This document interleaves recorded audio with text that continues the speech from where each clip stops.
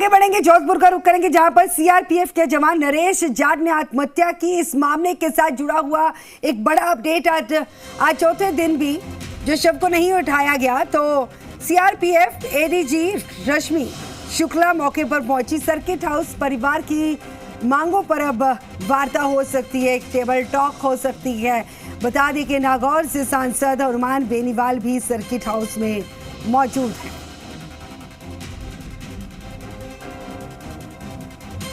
लगातार मांगे की जा रही हैं कि मामले की जांच हो। उच्च स्तरीय जांच की मांग जो है हनुमान बेनीवाल ने भी की है और सरकारी मदद की मांग परिवार के लिए भी की जा रही है। और ये भी बता दें कि चेतावनी जारी की गई। हनुमान बेनीवाल ने भी चेतावनी देते हुए कहा कि जब तक मांगे नहीं मानी जाएंगी धरना इसी तरह से जारी रहेगा।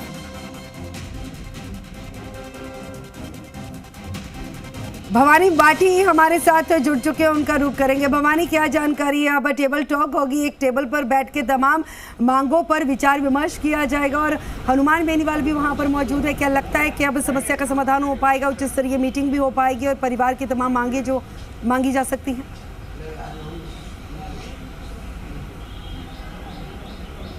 देखिए गगन, आपको बता दूं कि सीआरपीएफ के जवान नरेश जाट ने आज से 4 दिन पहले अपने आप को गोली मार करके आत्महत्या कर ली थी और उसके बाद से ही परिजन जिस तरह से सीआरपीएफ के अधिकारियों पर प्रताड़ित करने का आरोप लगा रहे थे। जो सांसद है नागौर हनुमान बेनीवाल वो भी धरने स्थल पर शामिल हुए थे और पिछले 2 दिनों से वो भी जोधपुर में है। लगातार वार्ता के प्रयास किए जा रहे थे लेकिन कहीं न कहीं जो वार्ता है वो सफल नहीं हो पाई थी। हालांकि कल हनुमान बेनीवाल ने ये कहा था कि कुछ बातों पर सहमति बनी है। अभी तक की बात करें तो जो सूत्रों से जानकारी मिल रही है उसमें सीआरपीएफ एडीजी है रश्मि शुक्ला, वो भी सर्किट हाउस में पहुंच चुकी है। पुलिस कमिश्नर रविदत्त गौड़ के साथ ही जो पुलिस के अधिकारी है वो भी रूम के अंदर है और सभी अधिकारियों के बीच में वार्ता चल रही है। कुछ ही देर बाद में जो है हनुमान बेनीवाल भी यहाँ वार्ता में शामिल हो सकते हैं, उसके बाद स्थिति साफ होगी। लेकिन अभी तक जो जानकारी सामने आई है उसमें यह है कि जो परिवार की मांगे थी मुख्य रूप से कि अनुकंपा नियुक्ति दी जाए तो उस पर सहमति बन चुकी है। साथ ही जो आर्थिक सहायता की बात की गई थी, तत्काल जो राहत मिलनी चाहिए थी उसके लिए भी सहमति बन चुकी है। और अब इस पूरे मामले की न्यायिक जांच को लेकर के भी वार्ता चल रही है और अगर उस पर सहमति बन जाती है तो पिछले 4 दिन से जो गतिरोध चल रहा था उसका पटाक्षेप हो सकता है।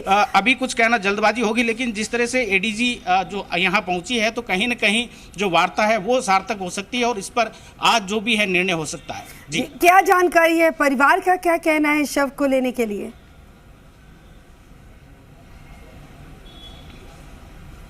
देखिए, अभी तक जो अधिकारी है वो अपने स्तर पर चर्चा कर रहे हैं लेकिन जो अधिकारियों से जानकारी मिल रही है उसमें ये साफ तौर पर कहा गया है कि जो परिजनों की मांगे थी, चाहे अनुकंपा नियुक्ति की बात करें या फिर पेंशन की बात करें या आर्थिक सहायता की बात करें, इन मांगों पर सहमति बन चुकी है। लेकिन अब परिवार के सदस्यों की ओर से अभी किसी तरह की बात नहीं कही गई है। इस पूरे मामले का जिस तरह से नेतृत्व जो नागौर सांसद है हनुमान बेनीवाल कर रहे थे, उन्होंने कल भी साफ कहा था कि जब तक परिवार को न्याय नहीं मिलता तब तक वो यहाँ डटे रहेंगे।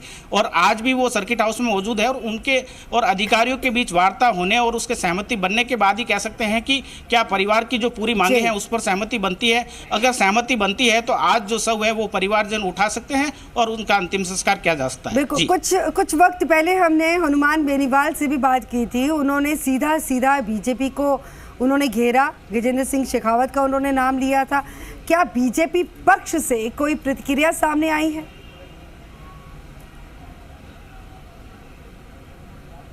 देखिए गगन, अगर जिस तरह से कल नागौर सांसद ने आरोप लगाए थे कि एक किसान का बेटा और सीआरपीएफ का जवान आत्महत्या करता है और किसान और अपने परिवार के साथ में एमजीएच मोर्चरी के अंदर बैठे हैं, लेकिन अगर भाजपा और कांग्रेस नेताओं की बात करें तो किसी तरह की जो ट्वीट तक वहां पर नहीं किया गया था और किसी तरह की संवेदना जो है पीड़ित परिवार को नहीं दी गई थी, उसको लेकर के सवाल उठाए गए थे। लेकिन अगर बीजेपी या कांग्रेस की बात करें तो अभी तक किसी तरह की कोई भी वक्तव्य यहाँ पर सामने नहीं आया है। तो ऐसे में जो नागौर सांसद ने जिस तरह से इन पर आरोप लगाए थे कि केंद्र प्रदेश से केंद्र में 4 केंद्रीय मंत्री है लेकिन किसी मंत्री द्वारा जो अभी तक है इस परिवार को संवेदनशीलता नहीं दिखाई, इस परिवार से पूछा तक नहीं गया, पीड़ित परिवार की सुध तक नहीं ली गई। तो ऐसे में उन्होंने ये आरोप लगाया था कि राष्ट्रपति चुनाव जीतने के लिए सभी नेता है वो जुटे हुए हैं लेकिन एक पीड़ित परिवार है जो एमजीएच मोर्चरी में अपने बेटे के न्याय के लिए, अपने परिवार की न्याय के हक के लिए मोर्चरी में बैठा है। तो उन्होंने कहा कि राष्ट्रीय लोकतांत्रिक पार्टी इस परिवार के साथ में है और